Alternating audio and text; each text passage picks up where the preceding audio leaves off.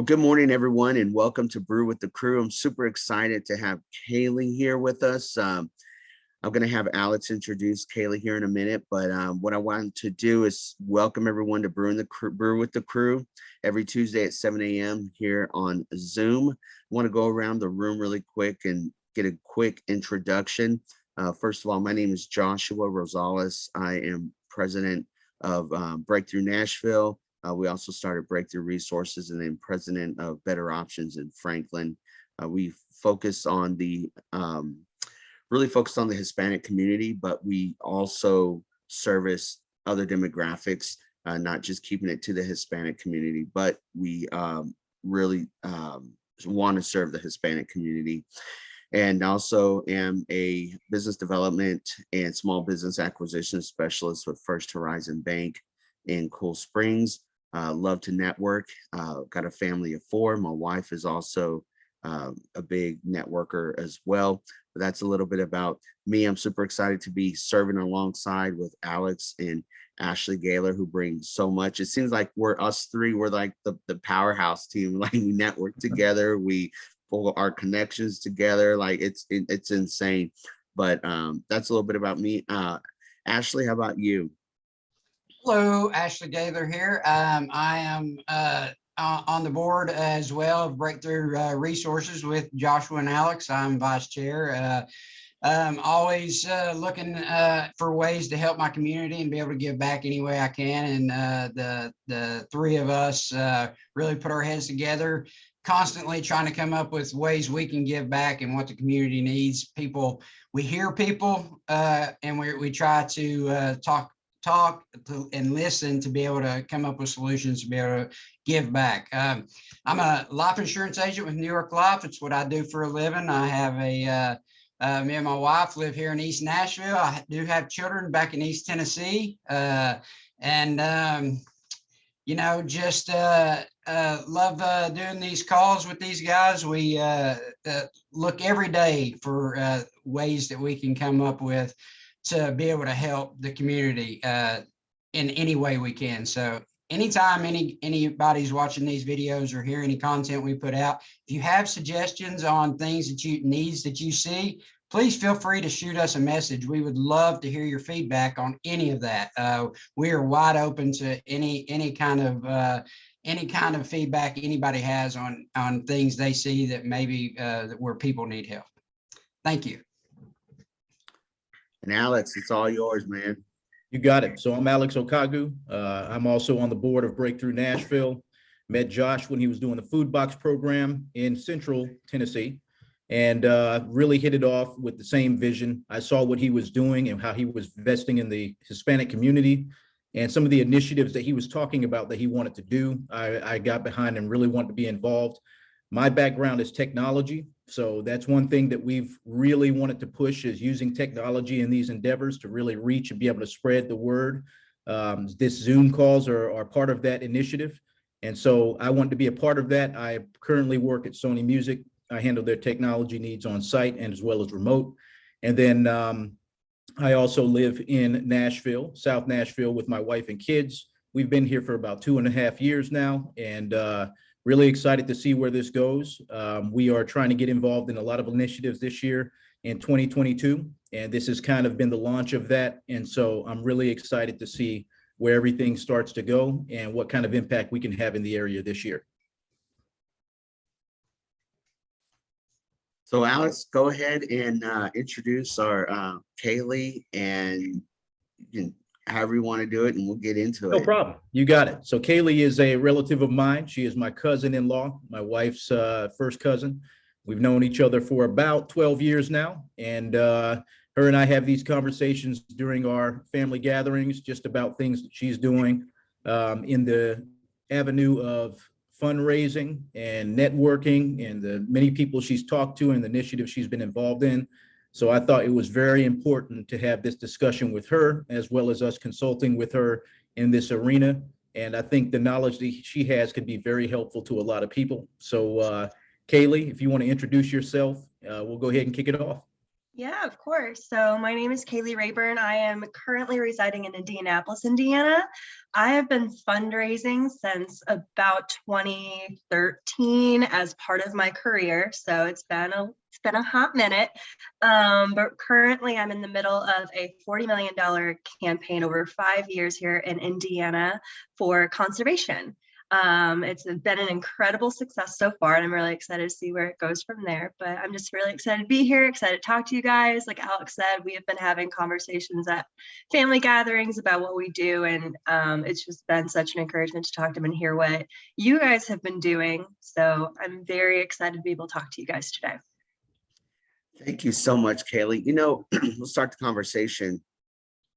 And of course, having someone of your caliber, and I know you could probably, well, I haven't really done that much, and you really have, and it's just built up over a period of time with the more you do it, the better you get at it, the more knowledge you have, just the time, the blood, the sweat, the tears that you've put into your craft, sharpening your skill set to make you be in the position where you're at right now, doing amazing fundraising work for huge companies. And so, a lot of times, finding myself or other small nonprofit leaders where it's like, okay, let me ask for the $10 here, the $20 there. Oh, I got $1,000. We hit the jackpot. But it's like then getting into the grants and the grant writing and then getting into with the state and federal government, and just there's the waters get deeper and deeper and deeper, and then you get to a point where you need someone to help you navigate those waters, because there's a lot of red tape, there's a lot of verification, there's just a lot of things like there. It's crazy right now working with Ashley and Alex know, working with a possible tutoring program, which I think it's a go here, working with the governor's office and the education board for Rutherford County for a tutoring program. It seems like we got favorable, they're favorable to it. And so we're just barely working on that right now, but it's a process for me as a nonprofit leader. It's been a process learning that, oh, wow, like you really got to have your paperwork in line. You got to be organized. And if you're not organized, you need someone that is organized, and you got to have people on your team that complement each other. So, with your early on career getting into nonprofit, like how long ago did you start working with nonprofits or getting into like fundraisers? And then from what was the, like, I guess the starting point for you? Like what made you get into the field that you're in now? Yeah, so back in 2013, which is when I want to say I started fundraising because it was just an innate part of my job. I graduated from college in 2013 and immediately went into missionary work. And part of your job as a missionary is to build up a team of supporters, both financial and prayer wise. And so a lot of what you do before you're even allowed to hit your mission field is fundraising your salary. And until you hit that 100% funded, you're not allowed to go and do your job. And then as you're going out, as you're doing your mission work, you are still, stewarding all of the donors that you've cultivated over that time period of partner development when you're raising those funds initially. So my introduction to fundraising started as just a part of my job, as more of a means to an end. And I think that if you are in that field at all, that's what they're going to say, is that it is you do ministry partner development by faith. And it's kind of a joke in that field. But it wasn't until it was 2018, I want to say, that I started doing it in a more professional, like bigger field sense. I started working for a hospital foundation, and we were in the middle of a capital campaign for building a new hospital. And that was when I really got my first initial start into doing it in a bigger capacity, because when you're doing ministry partner development, you are asking for those $10, $20 gifts, monthly gifts, annual gifts that are a little bit smaller. When you hit $1,000, you're like, oh my gosh, that's incredible. I just hit the jackpot, kind of like what you just said. And then moving more into a professional fundraising setting where it's not just part of my job, it's my full job. That's when you get into those bigger donors and learn a lot more about the strategic side of things. So that is kind of where I started and how I got to where I am. That's incredible. What have you seen since you've started? The biggest difference with fundraising and with grant writing. What are some of the biggest challenges that some new or brand, or I gotta say small nonprofits face, you feel, and how can they overcome those challenges? Yeah, I think that with smaller nonprofits, a lot of it is just the resources that they have available to them. Working for larger organizations, larger nonprofits, we have resources to be able to purchase, lists of donors in the area that are philanthropic, that have the capacity to give these larger gifts. For smaller nonprofits, that's not really the case. They don't have the ability to do that. It's also the resources available to you to do research, to have a database, a really efficient database to maintain your information and to continue to do the work in the long haul. I think that another really hard thing to come by is the capacity to sustain loyal donors that are going to be growing in their capacity. If you don't have someone that is really focused on donor stewardship and keeping them engaged with the mission regularly and consistently and building those relationships stronger and stronger over time, you're going to see a lot of donor turnover.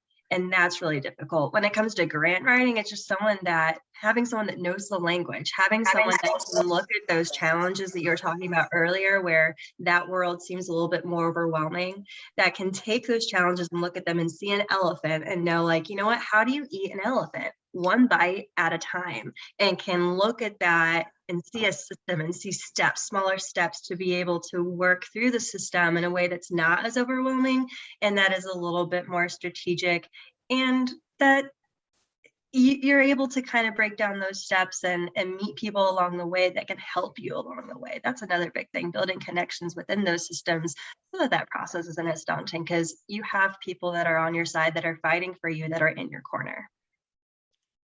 What are some of the best resources a small nonprofit group could start getting into to start learning the process? And as we all know, even myself, it's like some grant writers won't even touch your stuff unless it's $35 plus per hour, just to even look at it. And so a lot of small nonprofits, I think they get intimidated as well, as kind of like, well, we don't have the money to pay for a grant writer, and they think grant writers are very expensive. There's some grant writers out there that are very inexpensive. It just takes a lot of time and effort to really look and network and connect and build relationships to where you can get those larger grant writers. But a lot of people either don't want to put the time in, they don't have the time to put the time in, or they don't have a good team around them to utilize their other connections. And one thing that I have learned is that when you have a board, you want to put people around you that have deep connections in the community. Either they have money, they know someone with money, they have a large connection, because when we all come together and we network, we need everybody's to come to the table and help us, accomplish the goal. So, what are some of the resources that you would recommend these beginner or these new nonprofit leaders or small nonprofit leaders could start, tapping into? Yeah, so one, you were talking about building a board, a strong board. I think that that is an incredible tool to have at the get-go, is making those connections in the community and having a board that's going to get, give, or do. So they're going to get you connections, they're going to give, they're going to be financial donors themselves, so they're going to do, they're going to be doing the legwork and taking some of that lift off of your shoulders, and they're going to be out there doing the groundwork for you. So building a strong board is definitely a huge resource from the get-go. But as far as grant writing and fundraising goes, it is just getting into the world as you know it, finding resources online, donor relations. There's a donor relations council. There's national organizations that are just completely focused on donor relations and fundraising. And they offer seminars, they offer classes, they offer these online conferences where you can go and hear from fundraising professionals about how to tell your story, about how to make these connections, and how to find people in your area that are professionals in this industry that may want to work with you on your mission. And I think that when you're talking about grant writers being expensive, that can definitely be the case, because when you're doing more consulting work or grant writing work that's off the cuff, instead of working for a specific organization, you're working and wanting to get paid as if you're making commission on the gifts that you're going to be helping raise for the organizations that are hiring you. But I don't want you to confuse quality of grant writers with price of grant writer. A lot of grant writers out there, the most passionate ones that I've known, the best ones that I've known, they could care less about the money that they make. Like, yes, they want to make a living, but they really just want to make a difference. And I think that that is also what you're going to find in quality of donor. It's all about a passion for your mission and a passion for actually helping people in this industry, and not about making a paycheck. So if you are engaging with people that are passionate about what you do, it's going to come across in the writing. It's going to come across in the work. If you're hiring someone based on a paycheck because it's like, oh, they're really expensive, so they must do quality work, that's going to get you into a loophole where you're working with people who are doing this for a lot of organizations and trying to make money. And that's not always the case. I don't want to speak on everyone's intentionality behind what they do, because I think that's unfair for me to say. But I would really highly caution against seeking out quality based on price. Interesting. Really good points. Mhm. Really good points. What would you say, Kaleigh, as far as your experience? Oh, wait a minute. Looks like he's lagging. Hold on one second. What do y'all think? You went out just briefly, Josh, but I was going to ask Kaleigh real quick. What have you found as far as you talking about the quality of these donors, the quality of those relationships? What kind of arenas are you finding a lot of these people who you find are very passionate, that you actually can actually have the conversations with, that are eager to take it to a next level or learn your story or learn about your background? What are some of those settings that you have seen these people or these arenas that they come from? Yeah, so that's going to be a little different depending on what market you are fundraising for. So I've worked in healthcare fundraising, I've worked in faith-based fundraising, I've worked in now conservation fundraising. And so depending on what market you're looking at is going to be where you find these people. So for conservation fundraising, what we're finding is a lot of people that our board are giving us connections to, with some, and a lot of that is just people who are out in the trails. It's people who are in industries that are focused on conservation practices and sustainability. So anything dealing with solar power, anything dealing with tech or industrial work, people who are into environmental law, people who are into environmental policy, people who work in those arenas are going to be the people who are going to be engaged in our mission doing conservation work. Same thing with health care. It's going to be people that are partnering with hospitals and people who are, well, I think that's like everybody that really benefit from a hospital setting, benefit from healthcare. With a faith-based mission, it's going to be people that are engaged in that community, in a faith community. So if you're looking for a more community-oriented donor base, it's going to be people. So I don't know what your connection, like base looks like right now. If you have a loyal donor base, that can start introducing you to more and more people in your communities. I was on your website and like learned a little bit about your mission. And if it is really community oriented and building up resources for the Latino community, you're going to need to go into those communities, look at these business owners, look at these people in your community that are leaders, that are passionate about your mission, that have statements in their missions that say that they want to build up communities of Latino people, that they want to build up resources for the people around them. It's all about finding people that are like-minded, that have some sort of leadership in the community. And that's going to really build up a loyal donor base, because at that point, it's not just asking them for money. It's not a transaction. You are doing the work together. You guys are, taking on the mission together, and it's more of a camaraderie. It's teamwork. It's not just them giving you money. Very good. Very good points. Mm-hmm. Would you consider that a business walk and talk would be a good way to facilitate those connections within the communities? Yes. Going in and face to face with those business owners and introducing yourself. Good idea. Yeah, fundraising is definitely an old school practice where it's not going to be something that you're just transactionally sending an email and immediately wanting to build that connection and it's going to happen. It is getting there face to face, talking to these people, building a relationship, building a connection that's genuine, and actually talking about the things that you're passionate about, because that is what builds that trust for them to engage with you and partner with you. I think that's another reason why I love fundraising so much, is because you get to see the best parts of people and the best parts of humanity, because it's all about coming together to do the good work that you guys are all passionate about and having a similar goal in mind and working towards that. And I think that Josh keeps on wanting to. Yeah. Are you still, we keep hearing your audio here and there, Josh. Hey, Kaleigh, I was going to ask you, Here we go. what's the most, He muted himself again. You did. You're muted.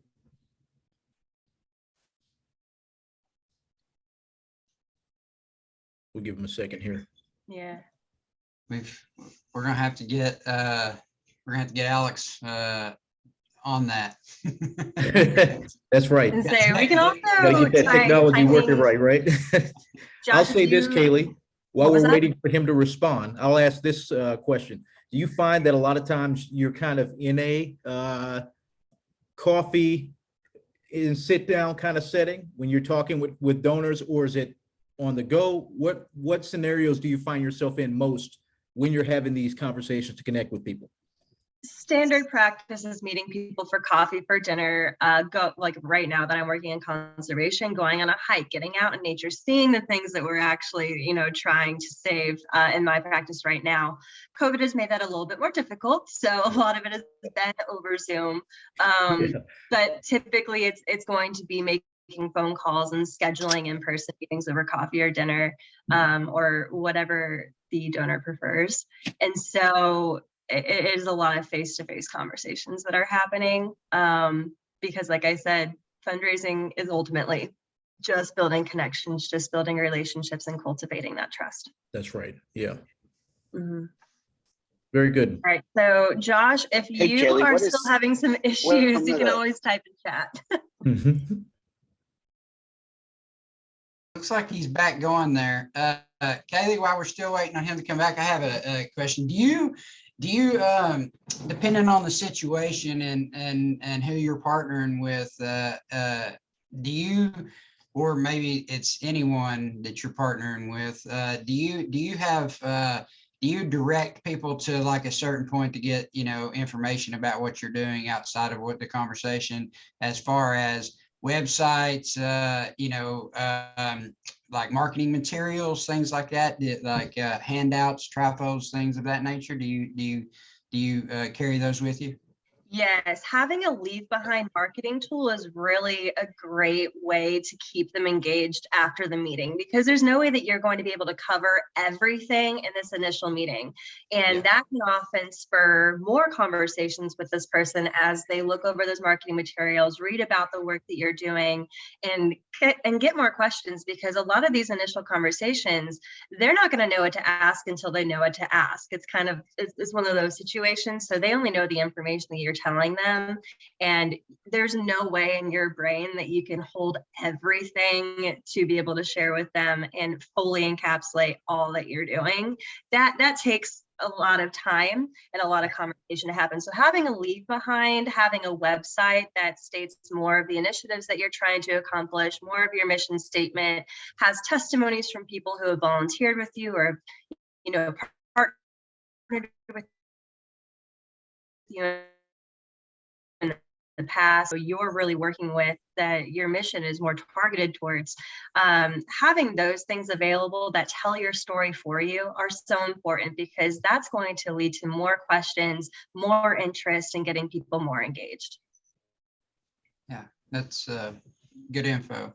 Also, what's your thoughts on any charitable contributions as far as tax laws go? Do you have someone that you send somebody to say, hey, talk to them about this, or do you have a broad, knowledge of it that you just, give them a little bit of information on that? How do you handle those situations? So yeah, any fundraiser should have a general knowledge about tax law and charitable giving. Yeah.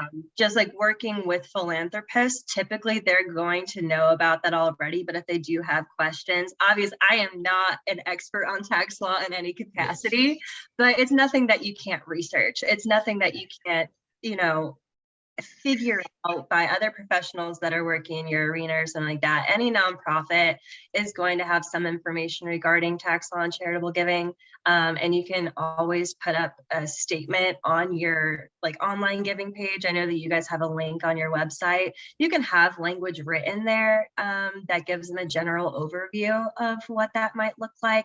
Also, that tax law is going to be changing. It evolves, as you know, and depending on how they decide to give, it can change based on that, because people can give through a donor advised fund, people can give through their estate via planned giving, people can give via stock gift.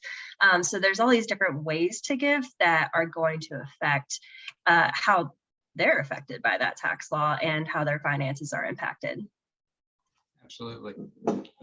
Yeah, because that can drive how people give too. A lot of people, they give a very specific way because of the way that it's going to impact their finances. I guess that's an interesting point to make as well, which we found a lot of organizations, a lot of people tend to give with the intent of being able to get some kind of opportunity on the other end as well, with taxes and all. So the question for you is, are you finding a lot of times with your fundraising efforts that people tend to be more open towards the end of the end of the year? Yeah. Or what does that look like, that timeline overall with people? End of year giving is huge. So that is actually a really big strategic piece in any kind of fundraising. We typically, standard practice for nonprofits, for large organizations, is you send out end of year solicitation letters or an end of year stewardship piece to remind people like, hey, you can give. And end of the year is typically a really busy time as far as gift processing and end of year reporting and everything like that. So it is a strategic piece when it comes to when you have a larger donor base and how you want to approach them and just time frame. End of year people are, one, typically more generous because of the holidays, and then two, because of the tax break and wanting to get that on their taxes before they file them. So it's always and tough. Even you found that pretty much across the board, no matter what efforts that you're working with, missions, hospital work, all that kind of stuff. Yes. Very interesting. Yeah, that is. And then also related to that, with the people that end up giving. Now, this is a huge campaign that you're working on even now. Mm-hmm. all of those people, a lot of them, do they end up being people that are customers or have a vested interest in a particular hospital? Are they philanthropic, meaning obviously that they have huge assets to be able to work with a few individuals, 50 individuals? What are you finding with these size campaigns? Is it more micro giving, or is it something where few people come in and they handle the majority of a weight with something like that? Yeah, so currently in the campaign that I'm working on, it's working with a lot of our major donors. The organization I work for now, it is what we call a major gifts shop. So we are working with a donor base, a portfolio of probably 300 major donors Wow. that we know are going to give us anywhere from like 5 to 6 to 7 figure gifts. And so it's a lot of that. We're only a year into our campaign and we're already at the 56% mark as far as our fundraising goes, which means that we're over $20 million into our campaign.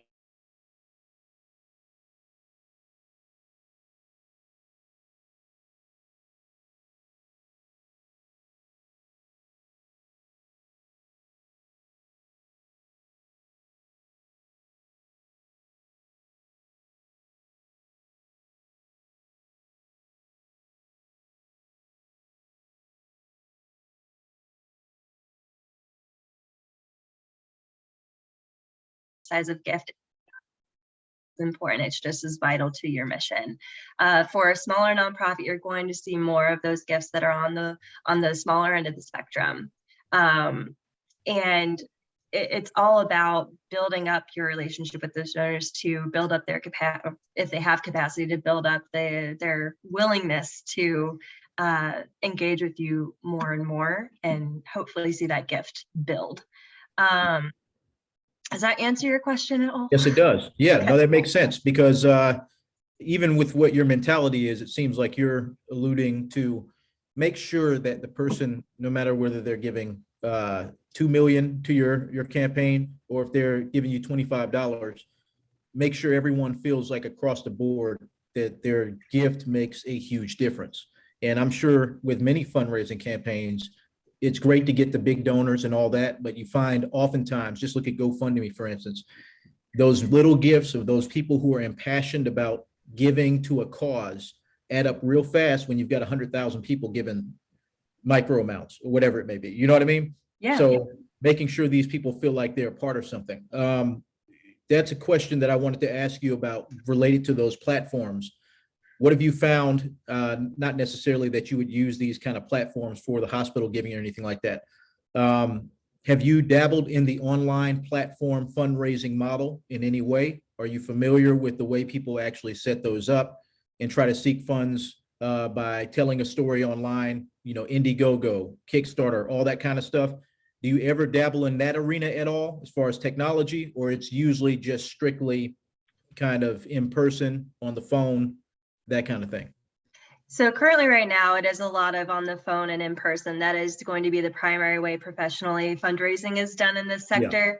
But online platforms are a big way to get your story out there and to kickstart campaigns. Like making a campaign or a fundraising video where you're able to really clearly communicate your mission and tell your own story to engage a larger audience. That's a big way for smaller nonprofits to engage a larger audience and get that marketing out there, to make a name for themselves, get their face out there, to make that introduction to the community, because it takes a lot of time. There's a lot of time and effort that goes into building relationships with individual donors and having meetings with them one-on-one.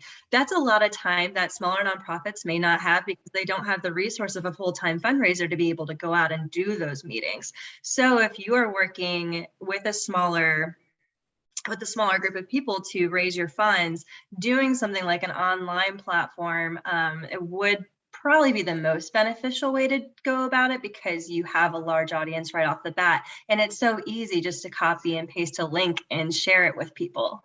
That's actually something that I guess we do dabble in it a little bit, but we do it more so with stewardship practices where we send out an end of year video of our staff being out in nature and thanking our donors for being a part of our mission and making our jobs possible.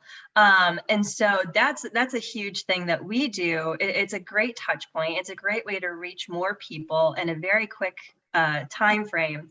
And it's a little bit harder to track like who's giving based on the fact that they saw any kind of online marketing tool or something like that. And it's a little bit harder to follow up. That takes a lot of intentionality and diligence to make sure that you're tracking gifts as they come in, and following up with those people who are donors to potentially build them into a loyal donor and be able to have those one-on-one meetings, because you already know that they're engaged and that they're interested in what you're doing. So that's their really great benefit from doing something like that, is finding new people, finding new donors in your area and getting them engaged, because you already know that they're interested, because they already gave based on an online video or a link or something like that. You got it. Mm-hmm. And I guess Can y'all related hear to me? that, yes, we can, Josh. Awesome. No, go for it, Alex. Okay, good. I just got one more question for us. So related to that, you know how you get these mailers in the mail from the conservation organizations, and they seeds, they'll send you stickers, they'll send you all kinds of information, but also leaflets with partner organizations that they're working with in the community. You find 10 different organizations involved in some of these initiatives just through the wildlife thing that we actually receive. How does that work with your fundraising efforts, as far as, do you do initiatives with your donor base that are similar, where you're giving gifts, incentives, opportunities to participate in experiences, things like that? Yes. So we definitely, getting to participate in experiences is a really big part of conservation fundraising, just because it is getting out there, it is going on hikes, it is seeing these destinations that you're going, that you're providing funds to help save, to help protect, to do this work. And it's a big educational piece to the work that we're doing. When you're working with something like conservation, there's a lot of science that goes behind it that is really hard to communicate well via a letter, via any kind of communication when you're not actually in it. And so being able to get out in the field with a conservation scientist who can communicate what they're doing well, that is a huge part of engaging our donor base and helping them become more passionate about what we're doing and helping them get more engaged. So yes, offering experiences is a huge thing. With donors, inviting them to volunteer at events that you're hosting in the community, that is a huge way to get them more engaged, just because donors don't just want to give you money and walk away. I've found the majority of the time that's not the case. They actually want to see the work that you're doing firsthand. It's a great way to build trust. It's a great way to show them that you have, that you're doing what you say you're going to be doing with their money, and they get to see it in action.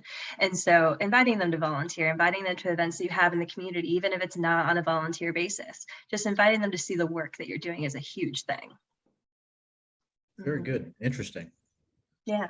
Good to know. Hey, Kaleigh, your group that you're fundraising for, what's the name of this group that I give to Friends of the Smokies, right? So I'm a big hiker myself, so I'm always interested in how I can give back and help for conservation efforts myself. So I would be happy to learn more about who you're fundraising for. Yeah, so I work in development for the Nature Conservancy, which is a global conservation organization. We have offices in every single state in the US. We work in, I think it's 39 different countries around the world. And we're the largest conservation organization on the world, in the world. So it's a pretty large one. Yeah. Yeah. But it's been such a great learning opportunity for me to be engaged with a program that is so large, and to see the way that it's organized, because we do break it down by state, and then even by state we have different initiatives that we work on depending on what is necessary. So I mean, for Indiana, we are focused a lot on agriculture and freshwater work, because that's what our communities need. That's what's going to lend the greatest and that's what's going to touch the most amount of people in our arena and what our land needs. Yeah, absolutely. So you guys, do you guys have programs? I know Friends of the Smokies will send out letters, and then they'll, especially towards the trails, especially coming time spring, they need volunteer work to help clear trails. We got winter trees down. We got to go out there and get, and I have done that before. I don't diligently do it because, it's fun, but it's a lot of work too. So do you guys have projects like that where you will send things out to, and let people know where you need help? Yeah, so we typically send it to our donors who we know are going to want to do the heavy legwork, because we do a lot of invasive species management. So going in and pulling out those invasive species from our preserves. We just introduced bison back into northern Indiana, into their natural habitat. And so some of that is like barn maintenance, making sure that our barns are clean and organized, and helping our conservation staff with that. And that's not fun work necessarily. You walk away from that smelling like manure. So but it's a great way to get people engaged in our mission and see the work that we're doing. So we still invite people out to do it. And there are donors who want to get, down and dirty and get out on the trails and do that work. And you walk away exhausted, but it is a fun time and a really cool way to get them engaged with our staff too. I think that's a big part, is getting people engaged with staff.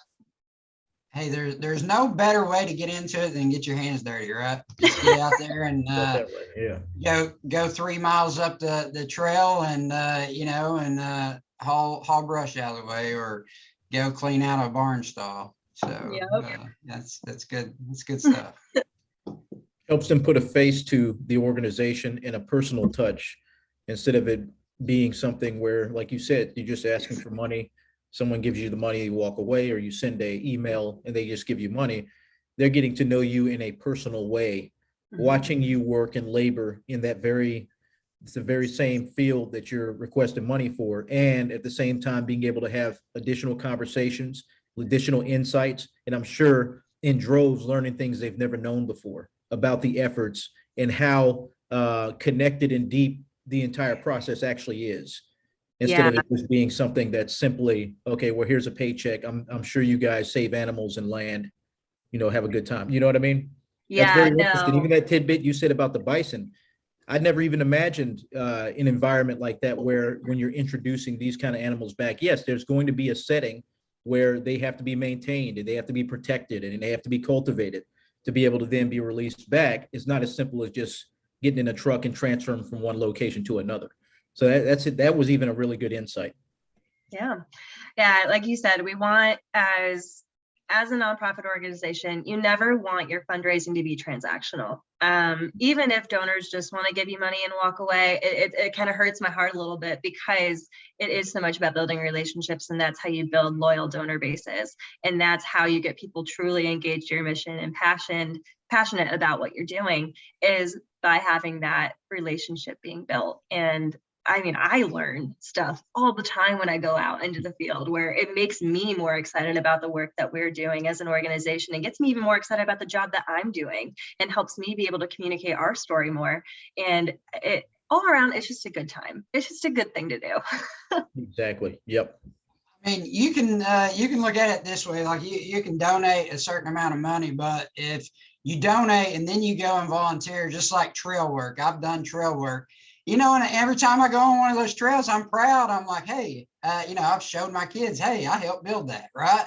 It's to say I gave money to do this, but that's not what you say. You say, hey, I actually picked up those rocks and put them there. You know what I mean? I helped do that. So it's a way to give back, plus be able to tell a story, down the line. So maybe if that trail's still there in 20 years, well, maybe sooner than that, with my kids, they take their kids up there and be like, hey, who put that rock there? So it's be able to tell generational stories as well, and helping and giving back. So yeah. And honestly, Ashley, what you say about that, the stewardship teams that work for the conservation and wildlife organizations, their hands are full, because they have hundreds of acres of land that they're responsible for. And the more volunteers they get into that land to help do that work, like just the weight that lifts off of their shoulders is massive, because their hands can only do so much. And so having that volunteer power, it's crucial to being able to get our mission accomplished. Yeah, no, it's great. It's great. Yeah. And kind of pivoting to that aspect of yours, and now I'll let Josh ask his questions. How does someone get involved if they want to volunteer to scoop at a barn for bison? How do you get involved in something like that? Are there resources you can point them to? Yeah, so we actually just hired on a volunteer coordinator, a volunteer and events coordinator. And so she really spearheads our volunteer initiatives and all of that. On our website, we have a button that says, want to volunteer? Here you go, sign up. And so we have a database where we get notified when we have a new volunteer who's interested in coming and doing something. And we typically host volunteer events. It's not just, you come in and you volunteer when you want. It will usually get a group together to get them engaged, because when you have a group one, it's more fun because you're out there doing the hard work with other people, and having that camaraderie is really important, because when you're just out there by yourself pulling weeds, that can get tiresome and can not be as beneficial to your mental health. Exactly, yes. Stay motivated. So having other people out there scoop and poop with you, it's better. Yep, you got it. Yeah, so we typically have opportunities listed on our website, or we have a database of volunteers who we know are going to go out there and that we can send emails to and invite to events. I manage one volunteer for our development team. She does a lot of database maintenance. So she does a lot of entering, interactions that we have with our donors into our donor files. She does a lot of, making note that we sent out these solicitation letters, that we sent out thank you cards, that we sent out the stuff, so that we can track all of the interactions that we have with our donor base. And so I manage her because I want to make sure that she is inputting what we need to have input. And she learned about us because she was just a loyal donor, and she was invited to an event, 20 years ago, and she's been volunteering with us ever since. Wow. So it's just a matter of finding people that are really passionate about what you do and want to get involved, and making sure that they know that you have a list of events that they can volunteer at on your website, or that you have like a volunteer form that they can fill out and send in to you guys to let you know that they're interested.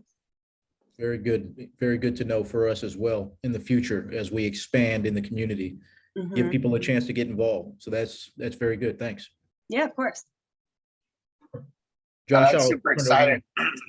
I know we're rebuilding our website, and having a place, like you were saying, having a place for people to go on and volunteer, sign up to volunteer, or to give, to follow up with them, is super, super important. As we close, first of all, Kaleigh, thank you again for joining us. I apologize for the interruptions, me bouncing in and out. But as we leave this morning, what is one resource or two resources that you could recommend someone to start learning how to fundraise, or maybe a podcast or a YouTube channel?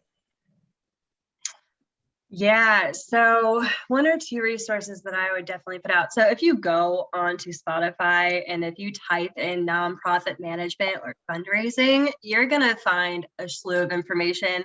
I do not have anyone in mind, like at the top of my brain, to really tell you guys. And I can always, I can always send Alex a text when I, go through my Spotify playlist and let him know one that I find.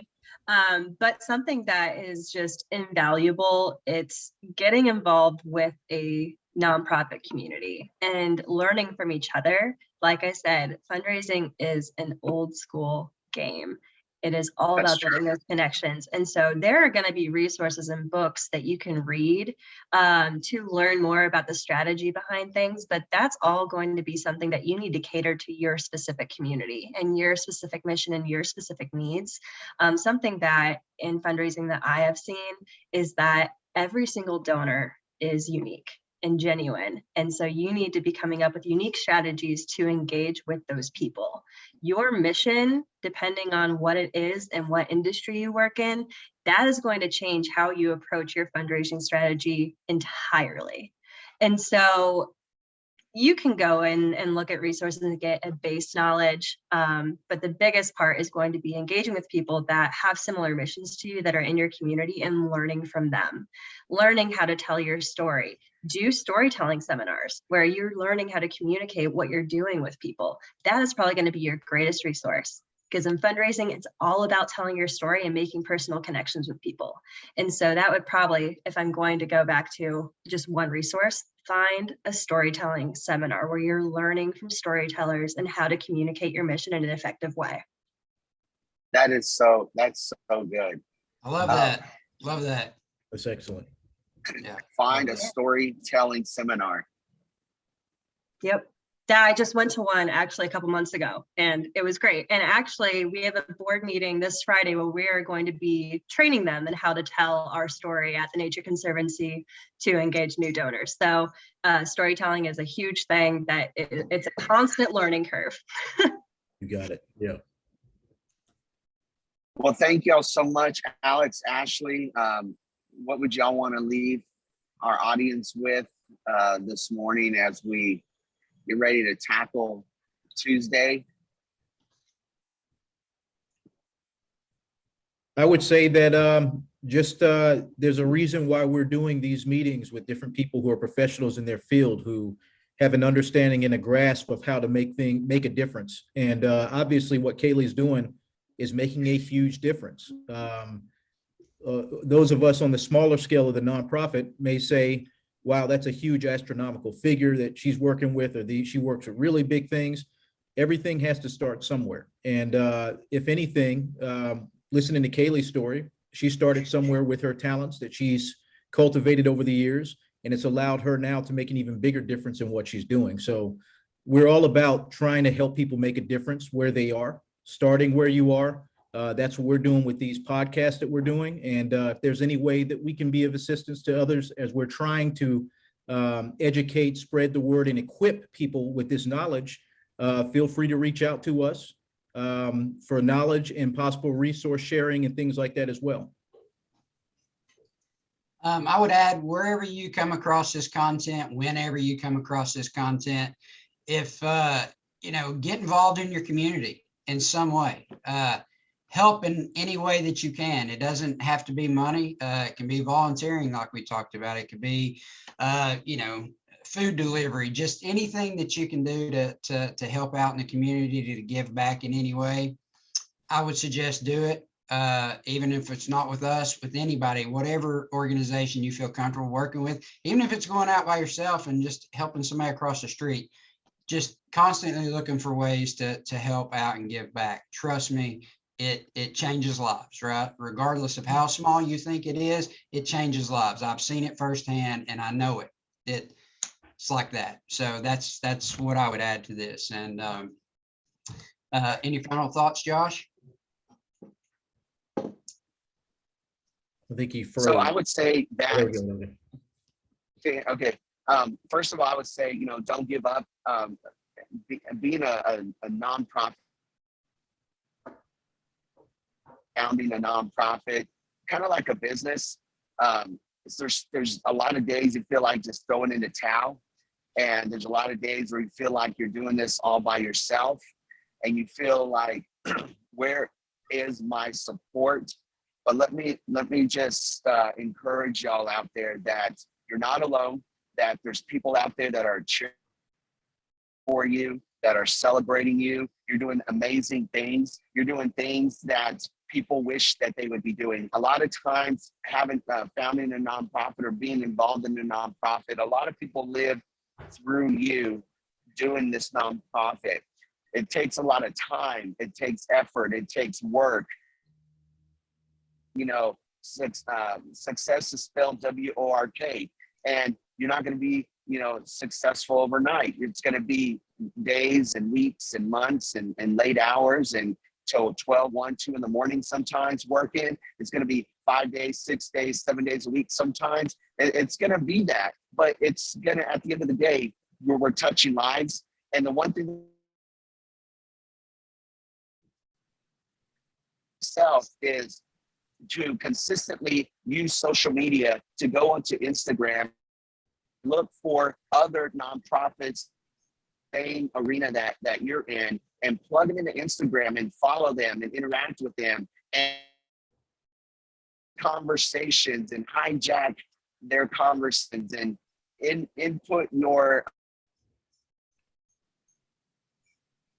don't be afraid to step out. Don't be afraid to say, hey, can we meet for coffee? Understand. And, you know, for myself, you know, I like look influencers that have like 50,000, 100,000, 200,000 of followers, and share that story with them of your nonprofit, because if you can get them on board, that's 50,000, 100,000 followers that you're going to be able to share your story with if you get them on board. And then also is continue to use your social media to look at those friends that you have or friends of friends to see who they are, who they work for, what they do for a living, and really get into conversation with who they are. You never know the connections that they have. And then of course, really looking at your board and really identifying the strengths and opportunities and leveraging those on your board, that we can all come together and really network and find some resources. I know Alex, myself, and Ashley, we have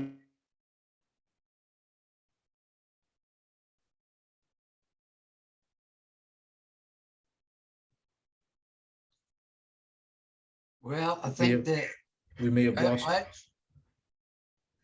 Did we lose him?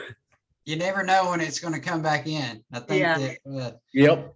Yeah. I guess since we are wrapping it up here, it's a little bit after the hour. Kaleigh, we will definitely be in touch to discuss more with you. Thank you so much for coming on and doing this. Yeah, thanks for inviting me. So much insight in such a small period of time. So thank you. Yeah, of course. Thank you guys for having me. It was great to talk to you. You got it. It was a pleasure. Such great content today. We appreciate it so much. Really great information. Thank you. Yeah, of course. Yeah, welcome. We'll go ahead and wrap here, and you all have a wonderful day. And Kaleigh will be connecting soon. And Ashley, keep hitting that hammer on that nail, and we'll keep chasing this thing as we are. So excited to see what all this brings, especially with the knowledge that we've gained today. Yeah. And I will talk to you after a while. All right. We'll talk to you soon. Have a good morning. Bye, guys. All right. Bye-bye.